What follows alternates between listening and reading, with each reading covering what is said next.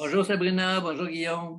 d'avoir accepté de contribuer au congrès Vers l'amour conscient organisé par l'Université de l'amour. Euh, Oui, alors Yvon, on va commencer par un petit rappel de votre parcours. On va essayer d'être rapide, mais ça va être un peu difficile parce qu'il y a quand même beaucoup de choses à dire.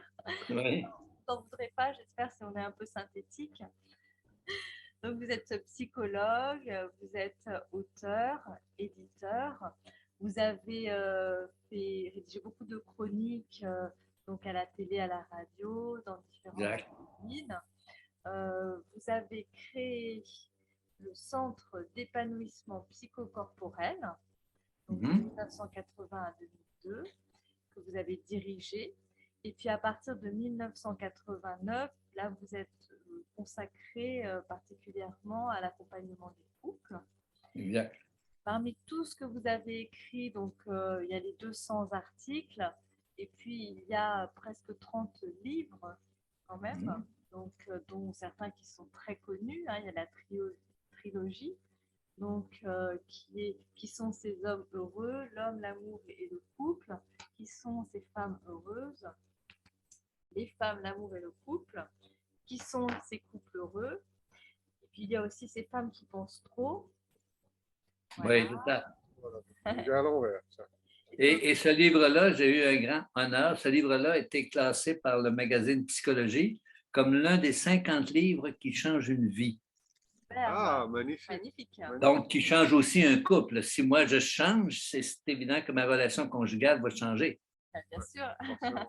Et puis, il y a le tout dernier livre qu'on a posé là-bas. On a oublié de le ramener. Bon, qui est Oser l'amour pour toujours. Ce qui est possible. Oui. Et puis, vous êtes impliqué dans le mouvement masculiniste. Que vous préférez. J'aime pas le terme masculiniste parce que l'équivalent de masculiniste, ce serait fémininisme. Alors, l'équivalent de féminisme, c'est hominisme. Voilà, c'est ça. Je préfère le terme hoministe. Voilà, donc vous êtes le néologue, si j'ai bien compris de ce terme. Je n'ai pas entendu, je m'excuse. Vous êtes le néologue de ce terme, je crois. Vous l'avez inventé, ce terme. Oui, c'est un néologisme. Voilà. Voilà, ben voilà, oui. J'ai essayé d'être efficace. J'ai plus de 40 ans de carrière en arrière de moi, là. Donc, je suis devenu psychologue pour la première fois en 1978, quand j'ai terminé mes études universitaires. Je bourlingue depuis ce temps-là et j'ai eu l'occasion ma première carrière était dans l'enseignement de la psychologie au Collège de Sainte-Foy, qui est un réseau préuniversitaire. Et j'ai même mis sur pied en 78-80 un cours de psychologie du comportement sexuel, qui m'a amené à m'intéresser davantage, non seulement à la sexualité, mais à toute la relation conjugale, qui fait qu'à un moment donné, j'ai pris une année sabbatique pour me consacrer à ma pratique privée que je faisais en parallèle. Et je suis retourné à mi-temps au collège jusqu'en 1989 pour quitter définitivement et me consacrer à ma carrière de psychologue en pratique privée. Et c'est ce que je fais depuis toujours. Et mon premier livre est paru en 96, dont le titre c'était « S'aimer longtemps. Est-ce que les hommes et les femmes peuvent vivre ensemble? » Et la réponse, je pense que vous la savez comme moi aussi, oui, à la condition de ne pas passer tout notre temps ensemble. Le couple devrait constituer 25% de notre vie, au total de notre vie.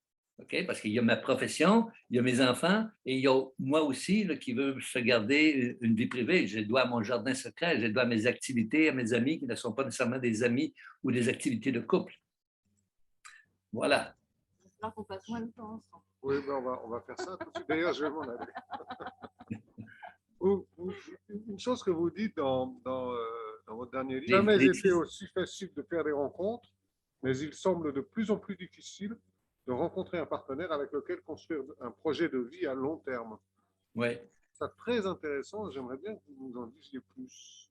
Les couples unis avant 1990, leur année charnière, c'était la 7e année. 50% des couples qui divorçaient avant la 7e année et 50% des autres couples divorçaient plus tard et particulièrement au moment du départ des enfants. Okay? Parce que souvent, autant le père que la mère vont décider de rester là, de rester avec leur partenaire pour les enfants, ce qui est une très bonne raison pour rester là. Mais évidemment, ce n'est pas la meilleure. La meilleure, c'est qu'on puisse s'épanouir, s'entraider à s'épanouir ensemble. Or, les couples mariés depuis 1990 ou en couple depuis 1990, c'est plus 7 ans. C'est 4 ans et demi qui est devenu l'année charnière. Donc, selon les chiffres de l'Organisation mondiale de la santé, qui possède des statistiques sur une soixantaine de sociétés, là.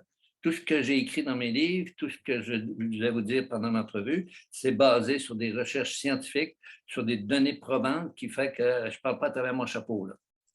Alors, tout ce que j'ai écrit, c'est basé sur ces recherches-là, c'est basé sur ma propre expertise en tant que membre d'un couple et l'expertise de mes clients que j'écoute depuis plus de 40 ans. Oui, c'est ça.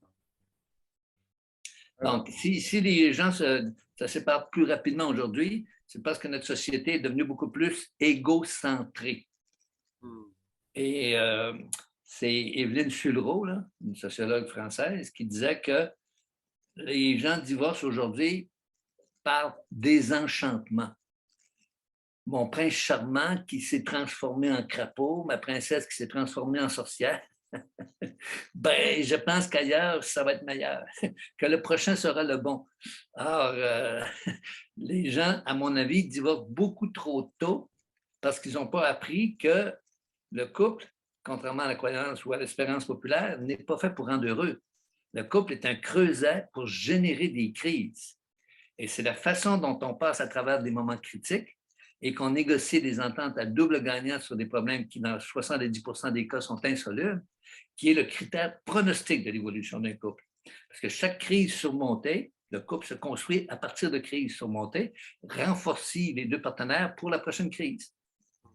Okay? Et comme les problèmes, la majorité des problèmes de couple sont insolubles, ben, il faut négocier des ententes à double gagnant pour pouvoir, vous dites en France, win-win, pour que le couple puisse continuer à vivre en harmonie. Alors, vous dites aussi ça dans vos livres, que les conflits de couple sont pour la plupart insolubles. Alors, quand on lit ça la première fois, on se dit, bon... Ça a l'air pessimiste, hein? Est-ce que vous pouvez en parler un petit peu plus de ça? Ben, les thérapies conjugales antérieures étaient basées sur la communication pour la résolution des conflits. Okay? Alors, même si on utilise la communication dite non violente, qui est un très beau concept, on se rend compte, parce qu'on a observé des couples heureux à long terme, qu'ils n'utilisent pas la fameuse communication non violente. Et contrairement à Jacques Salomé, votre sociologue linguistique français, qui a écrit énormément de livres, 60, le double de ce que moi j'ai écrit, dit « le tu tue la communication ». Or, c'est Jacques Salomé qui a signé la préface de mon livre, qui sont ces couples heureux. J'ai eu une discussion avec lui et il n'a pas pu faire autrement que d'être d'accord avec moi parce que ce n'est pas le tu qui tue la communication. C'est ce qui vient après le tu. Alors, chez les couples heureux, le tu est suivi d'un compliment plutôt que d'un reproche. Ce qui me fait dire, je vais vous dire d'une façon un petit peu triviale, les couples malheureux, aucun couple n'a de problème de communication, à mon avis. Ça fait 40 ans que j'entends sensiblement les mêmes histoires, mais les couples, là, souvent, ils viennent consulter en disant « nous avons un problème de communication ». Alors, je leur démontre, comme je vais le faire, que c'est faux. Les couples n'ont aucun problème de communication. Ils ont 3 problèmes reliés à la communication, par contre. Un problème de consensus. Hein? Si les problèmes sont insolubles, il faut négocier une entente à double gagnant parce qu'on s'est rendu compte en communiquant qu'on n'était pas d'accord sur l'éducation des enfants, sur dépenser l'argent, sur la fréquence des rapports sexuels, etc., etc. Okay? Et le deuxième problème relié à la communication, c'est que les couples malheureux, ils sont devenus experts en communication merdique. Ils se parlent davantage de tout ce qui ne va pas dans le couple, des défauts de l'un et de l'autre, alors que les couples heureux sont devenus experts en communication florale. Ils se disent 5 à 10 fois plus de compliments que de reproches. On ne construit pas sur le négatif, on construit sur du positif. Alors, de dire à l'autre qu'est-ce que j'aime chez l'autre, ça amène l'autre à s'épanouir davantage. Okay? Et à chaque fois que je dis à l'autre que je l'aime, ben, je stimule les neurones associés à l'amour dans mon cerveau qui fait que j'aime de plus en plus mon partenaire. Et le troisième problème relié à la communication, c'est un problème d'interprétation des mots. Parce que chaque mot, je donne un exemple.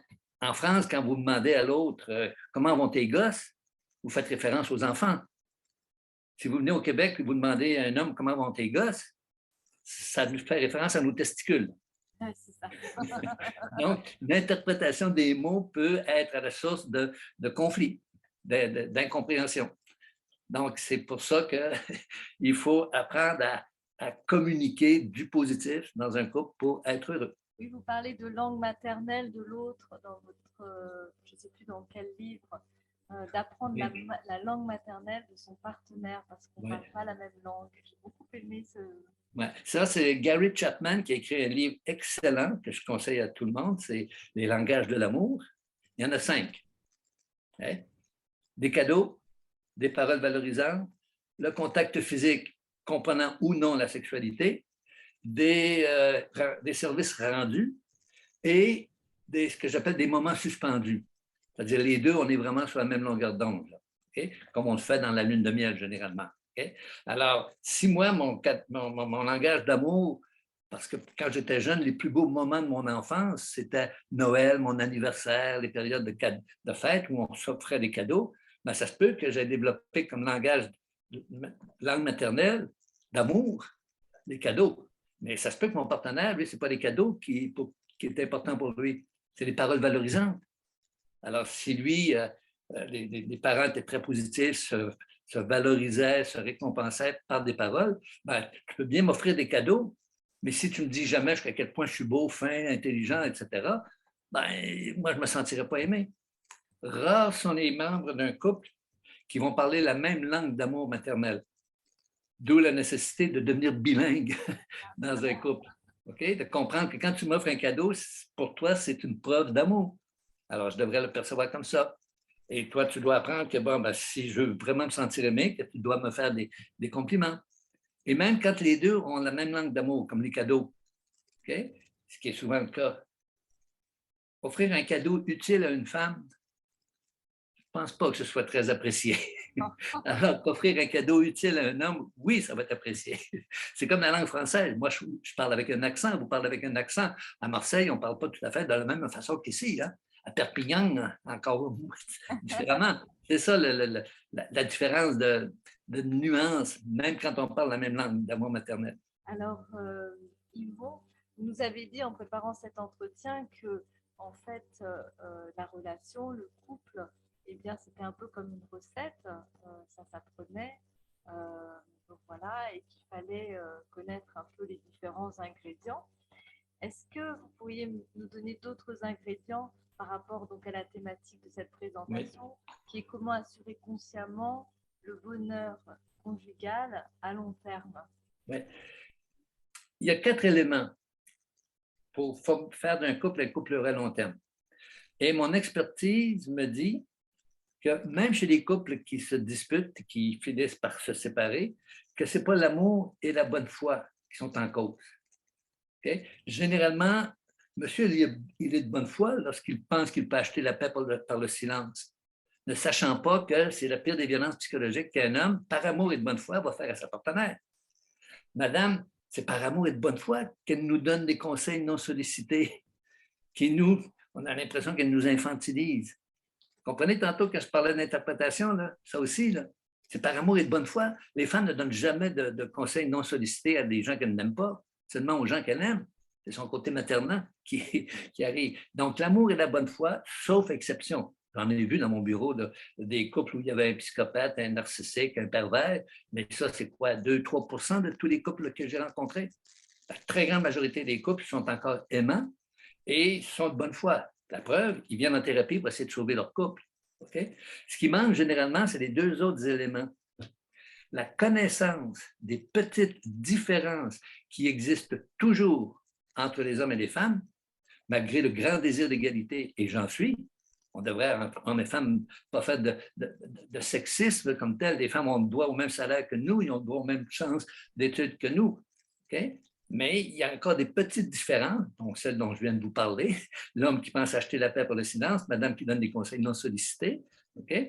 Et la connaissance des dynamiques inévitables de la vie à deux, dont, entre autres, ce qu'on appelle le paradoxe de la passion. Dans la lune de miel, on est comme ça, hein? Okay? On fusionne. Mais à un moment donné, il y en a un des deux dont le besoin de fusion est satisfait, donc je veux m'éloigner, je veux prendre de l'espace pour moi. Mais là, si l'autre, mon partenaire, son besoin de fusion n'est pas satisfait, qu'est-ce qui va se faire? Qu'est-ce qui va arriver? Plus je te fuis, plus tu me poursuis. Plus tu me poursuis, plus je te fuis. C'est ça le paradoxe de la passion. Alors, dans un couple, il y en a toujours un des deux qui veut plus de nous, alors que l'autre veut vivre plus en autarcie, okay? en autonomie. Ça, c'est une des dynamiques de couple que tout le monde devrait apprendre et apprendre à gérer cette dynamique-là. Les besoins des hommes et les besoins des femmes ne sont pas tout à fait les mêmes. Ça aussi, il faut apprendre à connaître c'est quoi les besoins prioritaires des femmes, c'est quoi les besoins prioritaires des hommes. Okay? Le langage d'amour dont on a parlé tantôt, c'est plusieurs dynamiques inévitables de la vie à deux dont les membres sont inconscients. Donc, c'est comme si on mettait un homme et une femme, deux hommes ou deux femmes, au volant d'un 747 sans qu'ils aient suivi de cours de pilotage. Donc, ça explique pourquoi 50% des couples arrivent à divorcer, 30% se résignent et s'endurent pendant des décennies, et à peine 20% des couples réussissent à être de plus en plus heureux parce qu'au-delà de l'amour et de la bonne foi, ils ont développé des connaissances, des différences, ils ont accepté ces différences-là, ils ont appris à gérer le paradoxe de la passion, ils ont appris le langage d'amour de l'autre, etc., etc. Et les efforts, quatrième élément, les efforts à faire pour arrêter de faire ce qui ne fonctionne pas et mettre en pratique ce qui fonctionne. Or, grâce à la recherche de Gottman, que vous devez connaître, okay, toute l'équipe de Gottman qui ont suivi 650 couples pendant 14 ans, ils ont vu la moitié de ces couples-là se séparer, 30% se résigner et 20% être heureux. Donc, au bout de ces 14 ans-là, ils ont produit un rapport de recherche pour démontrer qu'est-ce que font les couples heureux que ne font pas les couples malheureux et qu'est-ce qu'ils ne font pas que les couples malheureux font. Donc, on sait aujourd'hui qu'est-ce qui fonctionne dans un couple. Mais ça demande des efforts pour mettre en pratique ce qu'on peut apprendre. Okay? Parce que, comme vous le disiez tantôt, on peut apprendre à être heureux. Okay? Comme on apprend à faire la cuisine ou comme on apprend une nouvelle langue. C'est possible. Mais évidemment, il faut mettre les choses, il faut faire les choses qui nous amènent à être heureux. Okay? Et des efforts pour continuer de faire ce qui fait que malgré tout, les gens sont toujours ensemble.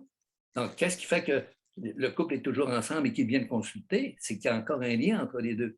Donc, il faudrait qu'ils fassent des efforts pour faire plus ce qui fonctionne, déjà entre les deux, et faire des efforts pour arrêter de faire ce qui ne fonctionne pas. Comme, par exemple, madame devrait demander à monsieur, est-ce que tu veux savoir qu'est-ce que j'en pense? Avant de lui donner un conseil non sollicité. Et monsieur doit, quand il pense que la tension monte et qu'il veut s'éloigner de la tension, ben de dire, chérie, écoute-moi, j'ai besoin d'aller me calmer, mais je vais revenir sur ce sujet-là plus tard. Voilà, quelque part, c'est facile, mais il faut le savoir. C'est pour ça que je parle de connaissances. C'est important, les connaissances. Et à mon avis, les couples divorcent trop tôt parce qu'ils ignorent le comportement de l'autre. J'ai cherché longtemps un symbole pour illustrer le couple. Et si jamais vous veniez dans mon bureau, je vous montrerai ce symbole-là, qui est un damier sur lequel d'un côté, il y a les pièces d'un jeu de dames et de l'autre côté, les pièces d'un jeu d'échecs. Okay? Dans la lune de miel, je trouve quelqu'un qui veut jouer avec moi. On place nos pièces et quand toutes nos pièces sont placées, quand je sens que l'autre est acquis, conquis, qu'on s'installe ensemble, qu'on se marie ou qu'on cohabite, ou qu'on se paxe, ce que vous faites chez vous, ben, il y en a un des deux qui avance une pièce et l'autre dit, ben non, c'est pas comme ça qu'on joue ici, c'est autrement. Donc, après la lune de miel, qu'on le veuille ou non, arrive la lutte pour le pouvoir. Pas pour dominer l'autre, c'est pas ça, là. C'est que moi, je suis expert dans le jeu d'échecs, puis je voudrais que tu apprennes à jouer aux échecs. Parce que c'est dans ce jeu-là que je me sens bien, je ne connais rien du jeu de dames.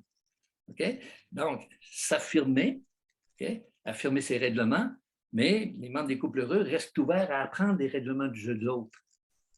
Okay? Et ce qu'ils font, on ne peut pas jouer les deux jeux en même temps, mais on peut alterner les jeux. Une journée, on peut jouer aux dames. Le lendemain, on joue aux échecs. Avec comme objectif, troisième étape de l'évolution du couple, d'arriver à trouver un troisième jeu intégrant certains règlements du jeu de dames, certains règlements du jeu d'échecs. Et c'est ce que font les couples heureux. Ils ont développé ce que j'appelle une culture conjugale qui leur est propre, qui fait que ce couple-là met en pratique certains règlements qui fonctionnent très bien pour eux, mais qui ne fonctionneraient pas pour le couple à côté. Donc, il faut que chacun des couples réussisse à trouver qu'est-ce qui fait leur affaire. Et ça, ça prend des confrontations, ça prend des crises pour l'apprendre. C'est pour ça que quand j'ai des couples qui viennent dans mon bureau en crise, je les félicite. Hey, vous avez une occasion privilégiée pour apprendre quelque chose. Okay? Donc, il faut dépathologiser, il faut normaliser les conflits du couple. Et ce que Guillaume semblait dire tantôt, là, les conflits sont insolubles ou les problèmes sont insolubles. Ça a l'air décourageant. Ben non. Un problème, c'est une occasion privilégiée pour développer sa créativité. Il faut voir ça de cette façon-là.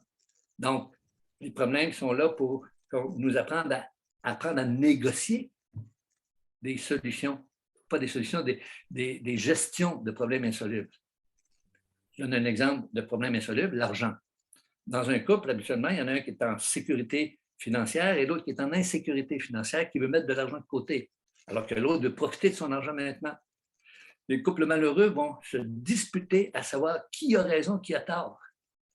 Les couples heureux vont faire un budget dans lequel il y a un compte d'épargne pour sécuriser l'insécurité et un compte loisir pour permettre à celui qui veut profiter de son argent maintenant de le faire.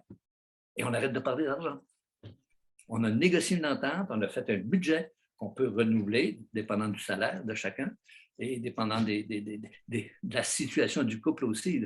C'est sûr que les dépenses à 2 sont moins grandes que les dépenses à 5 là, quand on a 3 enfants. Donc, il faut toujours renégocier les ententes. L'argent fait partie des quelques thématiques délicates. Hein, oui. Les 2 sources de problèmes majeurs, insolubles, avant, pendant et après le divorce, l'argent et les enfants. Les 4 autres sources de problèmes insolubles, c'est les relations avec les belles familles et les amis. Il y en a toujours un des 2 qui est plus social que l'autre qui est plus solitaire. Okay? Le partage des tâches ménagères, là où les femmes, vous sous-estimez ce que monsieur fait dans et autour de la maison, et là où monsieur surestime ce qu'il fait dans et autour de la maison. Mais en général, les femmes en font plus, c'est prouvé. Mais est-ce que l'homme n'investit pas dans les tâches ménagères? Généralement, il va l'investir dans la source de conflit haute, dans le travail, la séparation entre le travail et la vie privée. Donc, les hommes, souvent, vont s'investir davantage dans leur travail que dans les tâches ménagères. Et évidemment, la sexualité, où il y a, pendant la lune de miel, il n'y a pas de problème.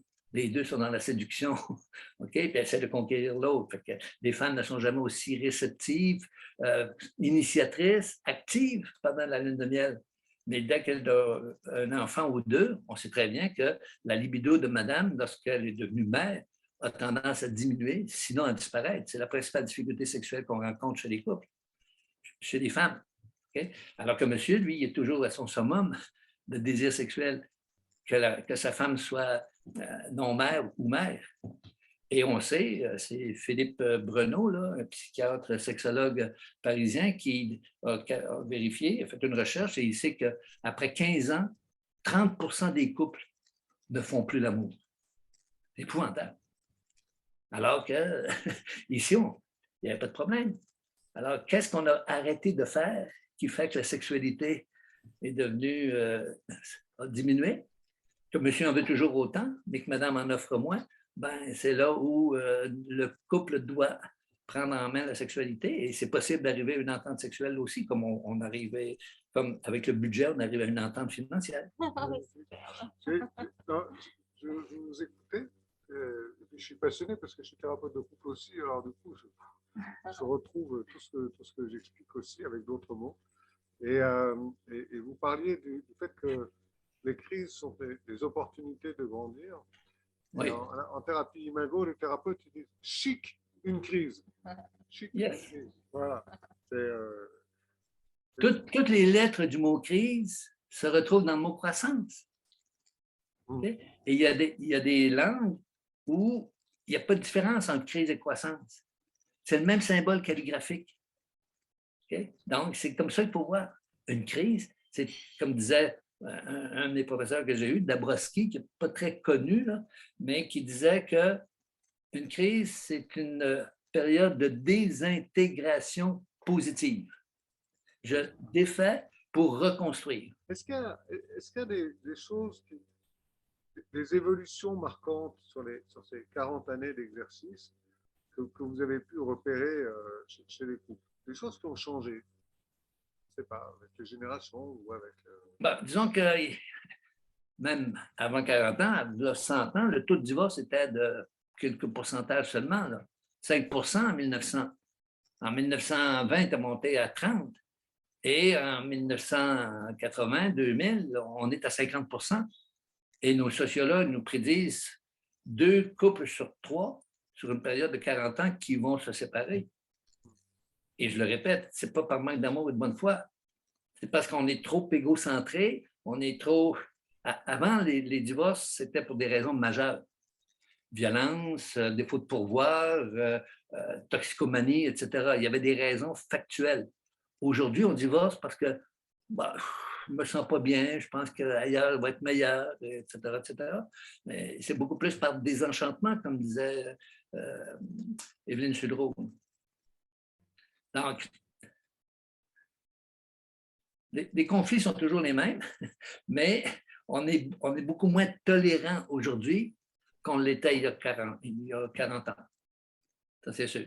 Est-ce que dans ce manque de tolérance d'aujourd'hui, est-ce qu'il est lié, ce manque de tolérance, à l'existence, par exemple, de sites de rencontres, d'applications spécialisées dans les rencontres, avec peut-être une idée qu'il y a énormément de possibilités autour de ça? Oui, oui.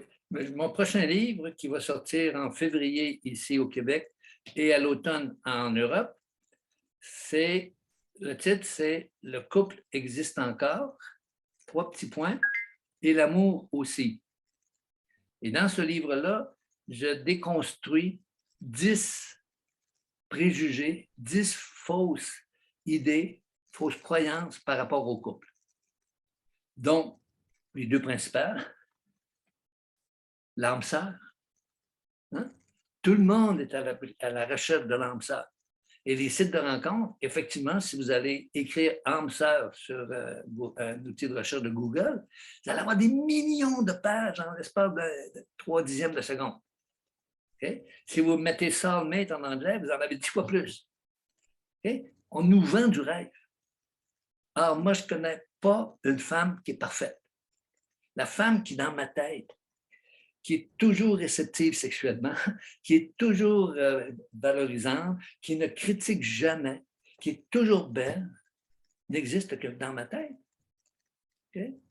L'homme qui existe dans la tête d'un homme, d'une femme qui est toujours prévenant, toujours attentif, toujours amoureux et qui en plus communique sur ce que madame veut communiquer, il n'existe que dans la tête des femmes. L'homme parfait n'existe pas. C'est des crapauds et des sorcières. Donc, pour être heureux dans un couple, il faut que madame découvre la beauté du crapaud et il faut que monsieur sache que le mot sorcellerie veut dire sagesse et connaissance. Donc, qu'il accepte les conseils non sollicités de son amoureuse. Okay? Et que madame comprenne que le crapaud, il a besoin de m'amener de s'isoler dans sa caverne. Alors, à partir du moment où on connaît ces petites différences-là et on les accepte au lieu de les diaboliser, ben, c'est sûr que les couples heureux réussissent à l'être parce qu'ils ont accepté ces différences-là. Okay? Donc, oui, il y a un livre qui a été écrit récemment par une coach parisienne, « Le prochain sera le bon ». Premièrement, ce n'est pas la bonne question. Et deuxièmement, vous savez pourquoi le prochain ne sera pas nécessairement le bon? Pourquoi ailleurs ne sera pas nécessairement meilleur? Non. Parce que vous allez y être. Et si vous avez toujours les mauvaises croyances, les préjugés par rapport au nous, par rapport à l'homme, par rapport à la femme, parce que c'est évident que vous allez répéter exactement le même pattern.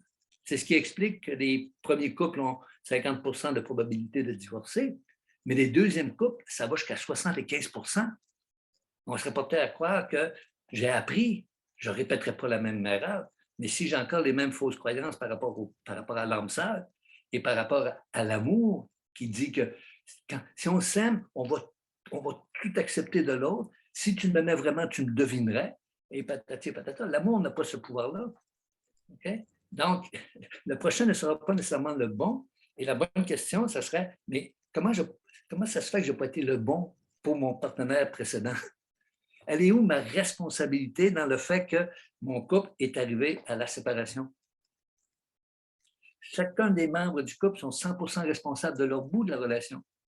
Alors, si, au-delà de l'amour et de la bonne foi, je ne développe pas des connaissances, des différences et des dynamiques, et je ne fais pas les efforts pour mettre en pratique ce qui fonctionne, ben, je vais répéter exactement la même chose dans un prochain couple. Et en plus, les troisièmes couples, c'est 85% de séparation. Okay? Bien, la bonne nouvelle là-dedans, c'est que comme je ne me suis pas résigné dans un premier couple, je ne me résignerai pas dans un deuxième couple. Le premier couple, il y a 20% des couples qui sont heureux sur le long terme. S'il y a juste 75% qui divorcent, ça veut dire qu'il y a 25% des deuxièmes couples qui fonctionnent et 15% des troisièmes couples. Donc, il ne faut pas désespérer, mais il faut profiter entre deux couples d'un moment pour suivre des congrès comme celui que vous organisez, lire des livres de psychologie comme ma trilogie sur le bonheur conjugal, aller dans des ateliers de communication positive, etc., etc.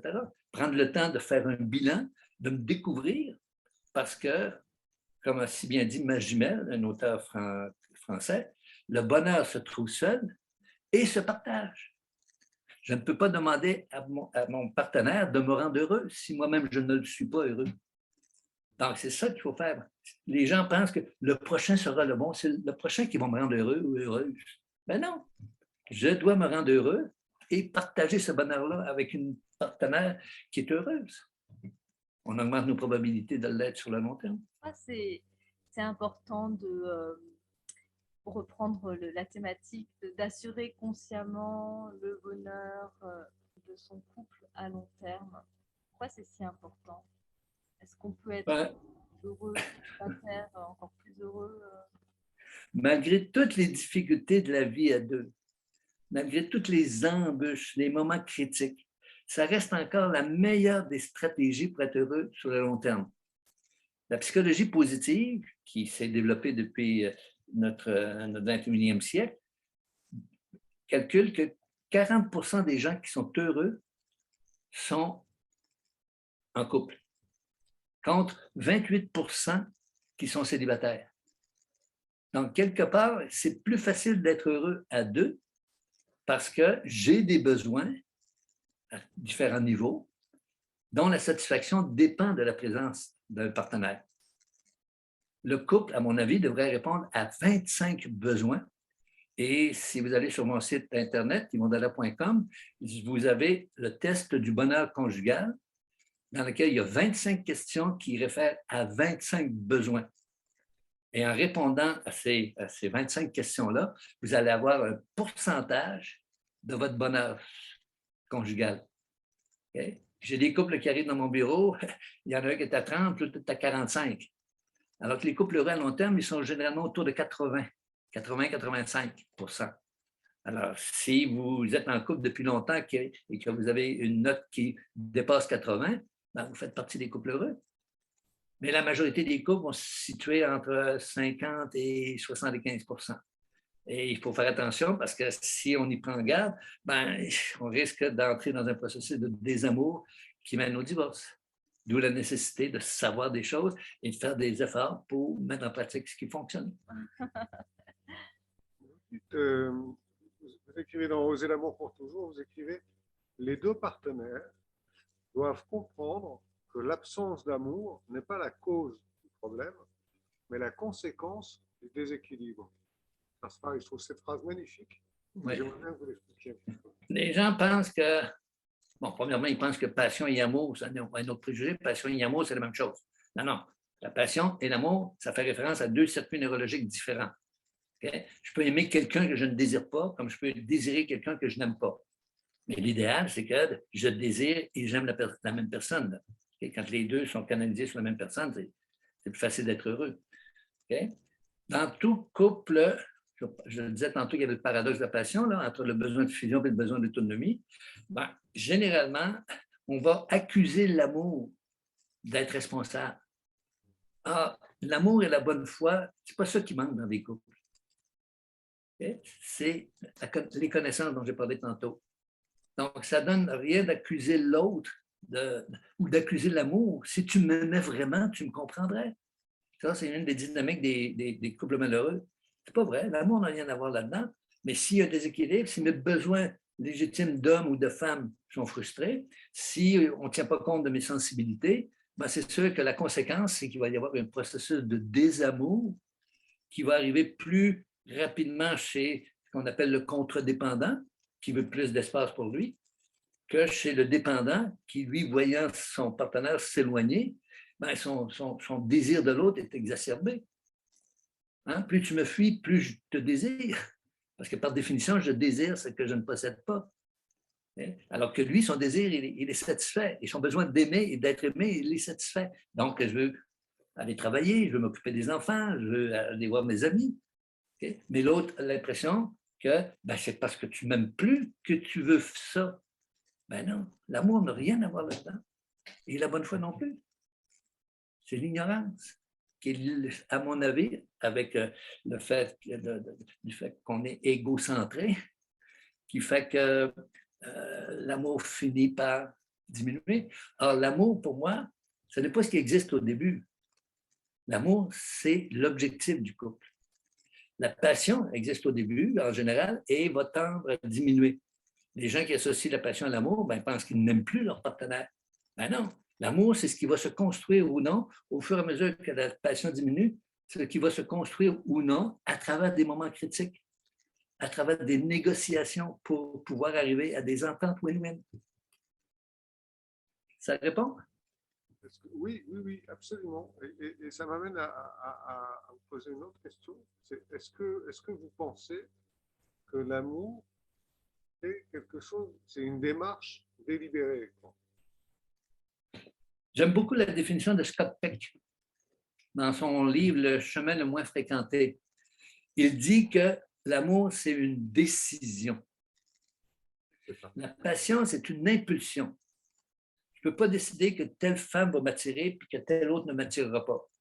Mon corps, mon système génétique, mon odorat réagit à l'odeur de cette femme-là ou d'une autre femme et qui fait que je vais être attiré ou pas.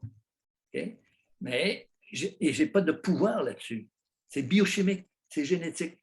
Okay? Mais l'amour, c'est basé sur une décision à partir du moment où je découvre ce que j'appelais tantôt le crapaud.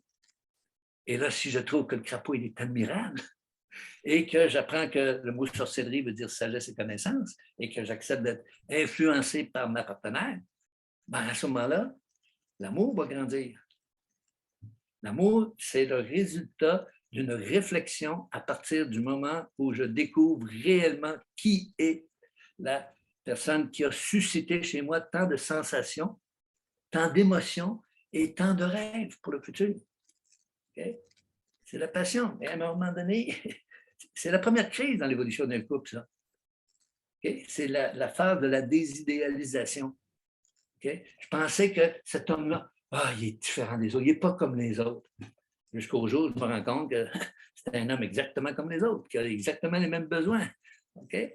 Même chose pour, je découvre dans ma princesse une sorcière, une femme comme les autres, mais que je pensais au départ exceptionnelle. Mais quand on est dans cette passion-là, on n'est pas en amour avec l'autre. Notre cerveau sécrète de la dopamine, de l'ocytocine, de la phényléthylamine et toutes sortes d'autres in comme ça, qui fait qu'on n'est pas en amour. On est drogué. Mais la drogue, à un moment donné, a fait de moins en moins effet. Et là, je découvre qui est réellement la personne qui est en face de moi. Et si ce que je découvre est admirable, me fait grandir, m'aide à mieux me comprendre, à mieux me connaître, ben, c'est sûr que le véritable amour, le grand amour avec un grand A, ça prend de l'attirance. Okay? La passion ne peut pas durer éternellement, mais on peut faire en sorte d'entretenir un minimum de passion. Okay? On développe de l'admiration, on développe de l'intimité. Et troisième élément, des projets. Un couple, c'est un projet pour réaliser des projets. Un projet de famille, un projet de maison, un projet de retraite, un projet de voyage. Okay? Et c'est tout ça qui nous aide à grandir ensemble. Et même dans les couples plus modernes, on peut retrouver cette notion de projet. Je dis ça parce que sur Instagram, il y avait une jeune fille qui disait que c'était une vision très classique quand on parlait de l'importance de mener un projet dans un couple. Moi, je pense que c'est valable pour n'importe quel couple. Oui, exact.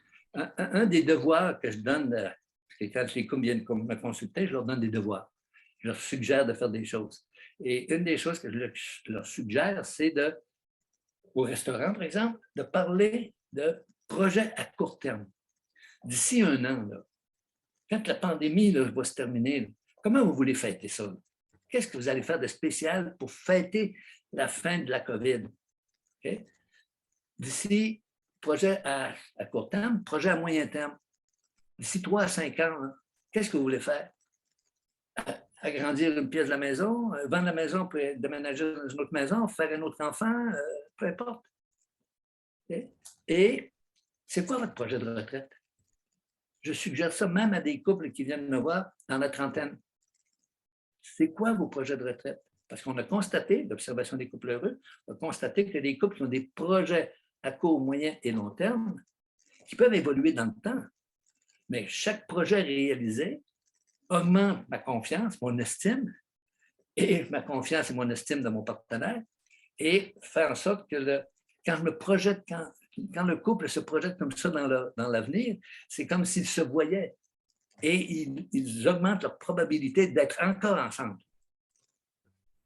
Ouais, chérie, quand on va être à la retraite, là. Je disais, c'est la connexion aussi, c'est ce qui permet au couple d'être connectés.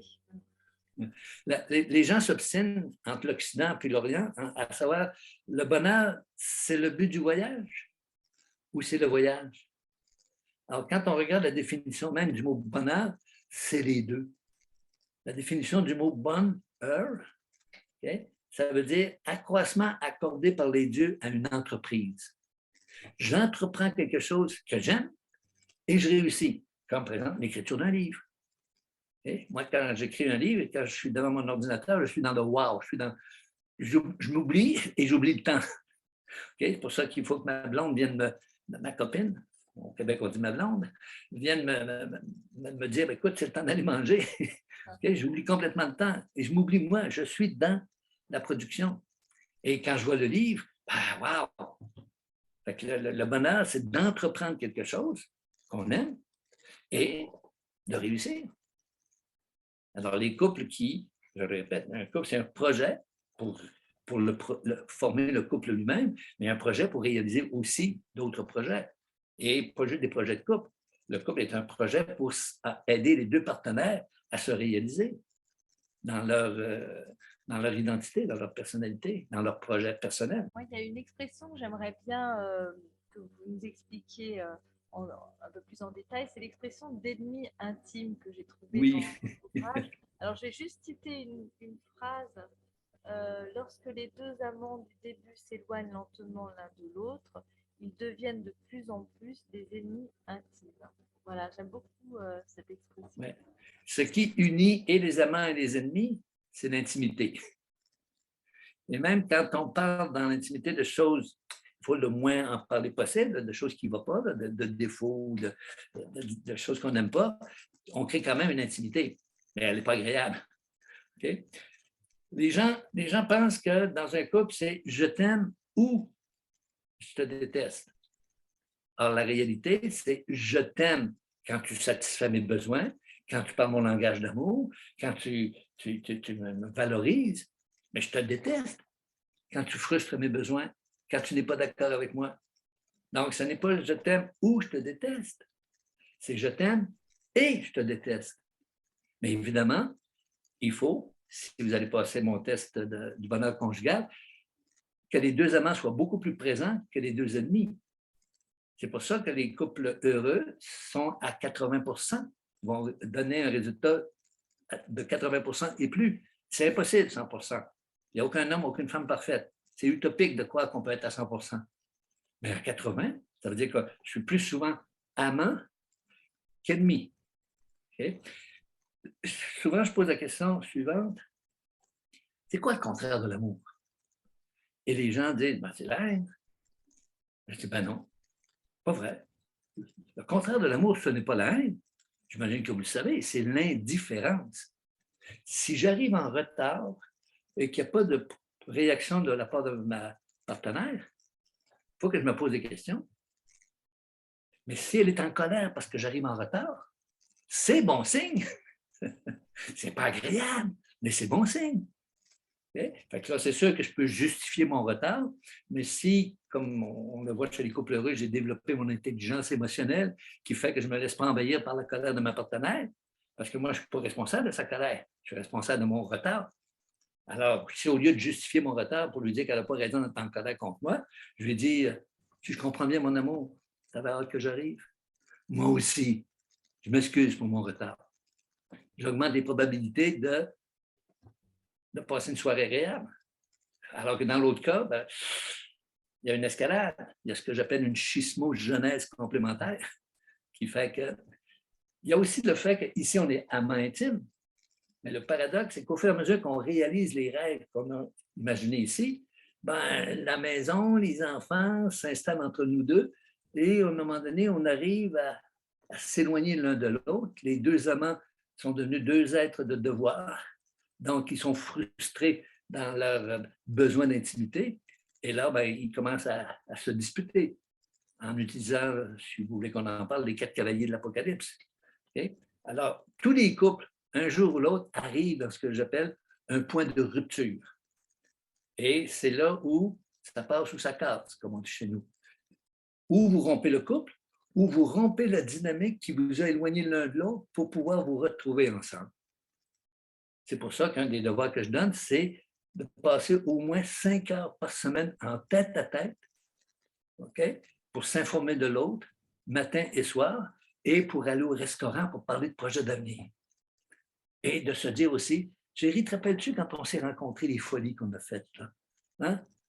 Puis ça, c'est une question que je pose à mes couples. Qu'est-ce qui fait, monsieur, que tu es devenu amoureux de la sorcière qui est à côté de toi? Qu'est-ce qui fait, madame, que tu es devenue amoureuse du crapaud qui était à côté de toi? Comment il était? Alors, à partir de la réponse à cette question-là, je peux évaluer si ce couple-là va survivre ou pas. Okay? Si madame et monsieur se rappellent les beaux souvenirs, c'est très positif. Mais si madame, par exemple, dit « oui, il était comme ça, mais il n'est plus comme ça », puis là, elle va sur les défauts, puis elle raconte tous les mauvais souvenirs, ben, c'est ce que font les couples malheureux, ils se rappellent les mauvais souvenirs. Fait que plus ils vont faire ça, plus l'amour va décroître. Alors que si je me rappelle les beaux souvenirs, je ramène les émotions agréables, positives, associées aux beaux souvenirs. Mais si je rappelle les mauvais souvenirs, j'entretiens aujourd'hui la colère, la haine, la tristesse, qui fait que, oups, c'est pour ça que les psychanalyses durent des années. Hein? Parce que les psychanalyses, on met l'accent sur quoi? Sur les traumatismes de l'enfance qu'on ramène aujourd'hui puis qu'on mijote. On ne peut pas changer notre passé. Il faut développer ce que Cyril Nick appelle la résilience. Prendre conscience, oui, j'étais un enfant traumatisé, battu, violé, peu importe, pas aimé, rejeté, mais je ne laisse pas ce passé-là influencer mon quotidien en ramenant tout ça. Je ne peux pas changer mon passé, qui est écrit à langue indélébile, mais je peux relire les beaux passages de mon passé plutôt que les mauvais passages de mon passé. C'est pour ça que si le couple se rappelle leur mythe fondateur, que j'appelle, vous avez une histoire. Quand vous vous êtes rencontrés, là, il y a toute une histoire en arrière de cette rencontre-là. Là. Peut-être que vous n'aurez pas tout à fait la même perception, c'est souvent le cas, mais quand même, si vous vous rappelez votre mythe fondateur, qu'est-ce qui fait que je suis devenu amoureux, amoureuse de l'autre? Ben, ça ramène les émotions. ça ramène les émotions agréables ici. Et le couple se construit sur du positif à travers des moments critiques. C'est magnifique. Plus vous parlez, plus je suis heureux qu'on vous invite à ce qu'on est. Vraiment. Merci. Oui, dans votre livre, vous parlez des 10 besoins humains. Alors, il y en a 10, vraiment? Ça fait beaucoup quand même, non? Ben, c'est un autre auteur dont j'oublie le nom qui a écrit ce livre-là sur les besoins des femmes, les besoins des hommes. Okay? C'est un exercice que je fais aussi, ça. Je prends une feuille et d'un côté, j'écris le symbole de l'homme et de l'autre côté, le symbole de la femme. Et là, ça peut prendre 10 minutes, ça peut prendre 1 heure. Je demande au couple, c'est quoi le premier besoin d'un homme par rapport à son couple? C'est quoi ce qu'il y a à la base? Qu'est-ce qu'un homme recherche en premier chez une femme? Des fois, c'est l'amour, l'amour, l'amour. Hey, revenez les 2 pieds sur terre. Qu'est-ce qu'un homme recherche en premier chez une femme? C'est une partenaire sexuelle. Alors, j'écris du côté de l'homme, sexe. Madame, c'est un partenaire sexuel que tu voulais quand tu l'as rencontré? Ben, pas tout à fait, non. Mais qu'est-ce qui fait que tu recherches en premier chez un homme? Et généralement, le mot qui ressort, c'est affection. OK? C'est quoi le deuxième besoin d'un homme par rapport à ses partenaires? L'homme est un être d'action, là où la femme est un être de relation. Ça ne veut pas dire que la femme ne peut pas agir et que monsieur n'est pas intéressé par les relations, mais la priorité dans la vie d'un homme, c'est l'action, c'est de faire quelque chose et de faire quelque chose d'agréable. Donc, le deuxième besoin d'un homme, c'est de trouver une partenaire de jeu. OK? Puis là, je demande, c'est quoi le jeu préféré des femmes? Hein? Je vous pose la question, là. C'est quoi le jeu préféré des femmes? Je sais pas. Ah, c'est parler. La communication. Vous êtes des aides de relation. Les femmes ont besoin de paroles pour confirmer l'existence de la relation. Pas les hommes, pas nous. Quand une femme demande à un homme, est-ce que tu m'aimes? Dans 80% des cas, c'est la femme qui demande à son homme, est-ce que tu m'aimes? Ben, monsieur répond quoi? Ben oui, je t'ai épousé. Ben oui, je vis avec toi. Je suis à côté de toi. Je n'ai pas besoin de paroles pour confirmer l'existence de la relation. Mon corps est là à côté de toi. Donc, okay? Et pourquoi les femmes ont tant besoin de communiquer? Pour satisfaire leur troisième besoin, pour s'assurer que l'homme à qui elle va confier son lot d'ovules est un être honnête, transparent, dans les bras de qui je vais pouvoir m'abandonner totalement. Donc, je veux parler, je veux savoir à qui j'ai affaire pour savoir si j'ai affaire à un homme honnête, honnêteté. Okay? J'ai une partenaire de jeu, j'ai une partenaire de sexe. C'est quoi la troisième chose qui fait que pendant la lune de miel, là, monsieur communique. Hein? On sait très bien que tant et aussi longtemps qu'on est dans la séduction, les hommes ne sont jamais aussi communicatifs. Okay? Mais on a constaté qu'au fur et à mesure que le couple avance en âge, monsieur communique de moins en moins. Alors, ma question, c'est qu'est-ce qui ferait que monsieur pourrait continuer de communiquer autant 10 ans après? Et il y a un proverbe qui dit, vous devez le connaître, ce proverbe-là, sois belle et quand tu ouvres la bouche, continue d'être belle. C'est pas sois belle et tais-toi. Okay? C'est le proverbe populaire. Mais la réalité, pour monsieur, c'est sois belle et quand tu ouvres la bouche, sois belle. Garde toujours des propos séduisants. C'est comme ça que tu m'as conquis. Donc, troisième besoin d'un homme, c'est la séduction. Ça ne veut pas dire que madame n'a pas aussi le goût de propos séduisants. Mais disons que pour l'homme, c'est beaucoup plus important que pour la femme. Okay? Alors, madame, elle a un partenaire affectueux qui communique, qui est honnête. Qu'est-ce que ça provoque comme satisfaction du quatrième besoin d'une femme? La femme se sent en sécurité.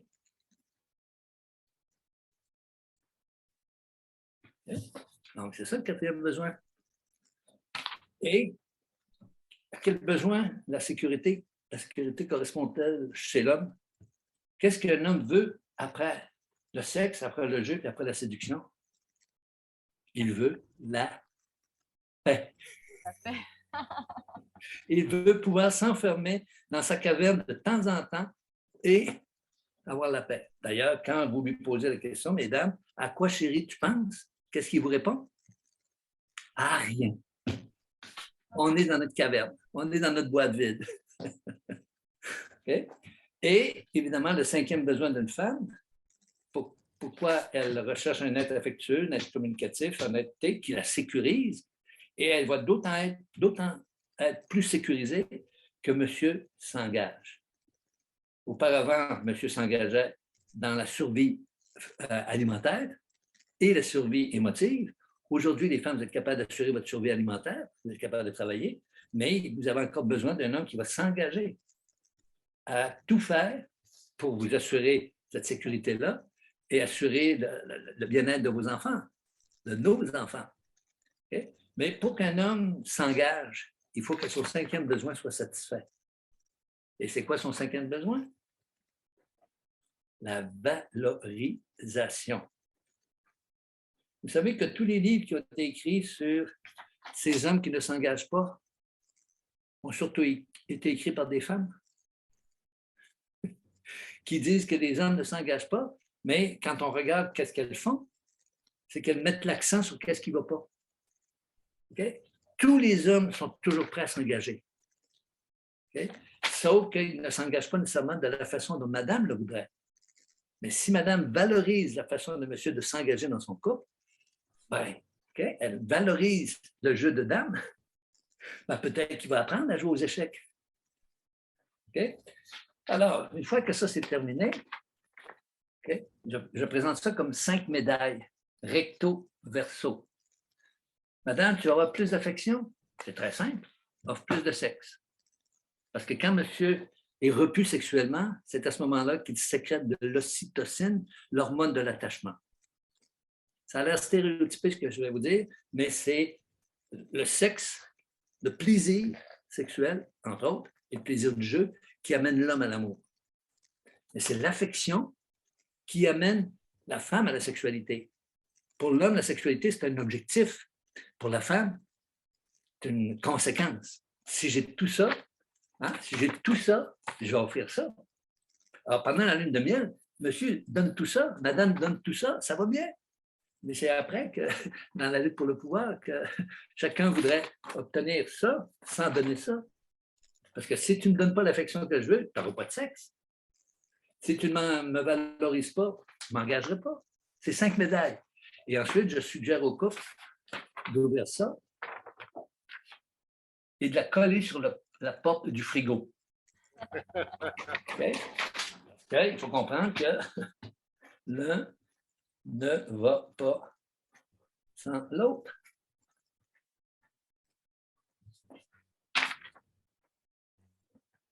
On voit bien. Ouais. Okay? Le couple est là pour satisfaire les besoins légitimes de madame et satisfaire les besoins légitimes de monsieur. Je répète, c'est 10 besoins humains. La femme de 40 ans, 50 ans qui est devenue sexophile, n'a pas besoin d'affection pour satisfaire son besoin. Okay? Mais la jeune femme de 18-20 ans, okay? Malgré qu'aujourd'hui, quand on regarde ce que nos jeunes font au niveau de la grande libéralisation sexuelle qui amène toutes sortes de conséquences, on n'entrera pas là-dedans de ce matin, mais okay? 10 besoins humains dont monsieur va prioriser certains besoins, d'autres vont prioriser certains autres besoins. Mais c'est sûr que, comme notre éducation peut influencer notre sexualité, notre identité sexuelle, c'est sûr qu'il y a des hommes qui recherchent davantage de sécurité. Il y a 20% des hommes qui demandent à leur femme « Est-ce que tu m'aimes? » Parce qu'ils ont besoin d'être sécurisés dans l'amour de leur partenaire. Okay? C'est 10 besoins humains répartis plus ou moins équitablement entre les hommes et les femmes. Super la manière dont vous présentez ça, parce que c'est tout à fait logique, ça s'imbrique. Et là, je sais que dans votre ouvrage, vous parlez vraiment de passer de, je ne sais pas si on le voit aussi, mais de pas d'affection, pas de sexe, pas de sexe, pas d'affection, pas d'action, etc. Et finalement, on arrive à pas d'engagement. C'est exactement oui. ce que vous avez démontré là. Donc, le départ, c'est pas d'affection, et puis l'arrivée, c'est pas d'engagement. C'est ça. Pas de valorisation, pas d'engagement. Pas d'engagement, pas de valorisation. Avec tous les Je ne partage pas équitablement les tâches ménagères. Penses-tu que je vais te remercier et que je vais t'offrir mon cœur à la fin de la soirée? Oh, super. Bon, c'est magnifique. Vraiment, je remercie beaucoup Yvon pour cet entretien. J'aimerais faire un entretien spécial de 2 heures avec vous, ou 3 heures. Et malheureusement, c'est pas possible. Vous nous avez préparé, je crois, un petit exercice en bonus, c'est ça, pour les gens qui décideront de Si les gens vont sur mon site Internet, ils vont voir, j'ai une quinzaine de vidéos qui expliquent les différents aspects de la relation à deux. J'ai mes livres, mais j'ai aussi des vidéos. Okay? Donc, les gens peuvent aller sur mon site Internet et aller sur ma plateforme de formation. Okay? Et effectivement, dans cette quinzaine de vidéos-là, il y en a un qui s'intitule « Les 10 secrets des couples heureux ». Il y en a plus, mais j'ai peut-être ressorti les 10 plus importants que j'offre gracieusement là, à tous les gens qui vont y aller. Je ne me rappelle pas trop le mot de passe, là, mais je vous l'enverrai par courriel pour que vous puissiez le communiquer aux gens. Fait que les gens s'inscrivent sur ma plateforme de formation et suivent les directives pour aller, en utilisant le mot de passe, aller voir ces 10 secrets des couples heureux. Super, merci Vraiment, pour merci beaucoup. ce beau cadeau. Super. Bon, super. Moi, je voulais vous remercier pour vraiment la limpidité de vos explications, parce que je ne sais pas comment dire, c'est tout est c'est d'une clarté. Un des compliments que je reçois de gens qui lisent mes livres, j'ai tout compris. Oui, c'est ça. Parce qu'il y a des livres, c'est tellement hermétique qu'il faut lire le paragraphe 3 fois avant de le comprendre vraiment. Oui, et puis c'est écrit avec beaucoup de sincérité, je trouve, beaucoup d'authenticité. Enfin, c'est un vrai régal, vraiment. Merci. J'encourage tout le monde à vous lire et vous relire. Merci de m'avoir donné l'occasion de parler de sujets qui me passionnent. C'est ça, on sent la passion, effectivement. On sent vraiment votre engagement, justement, à vous, on le sent très bien dans ce que vous nous dites. Cet entretien était aussi passionnant que passionné. Voilà, c'est ça. Oui.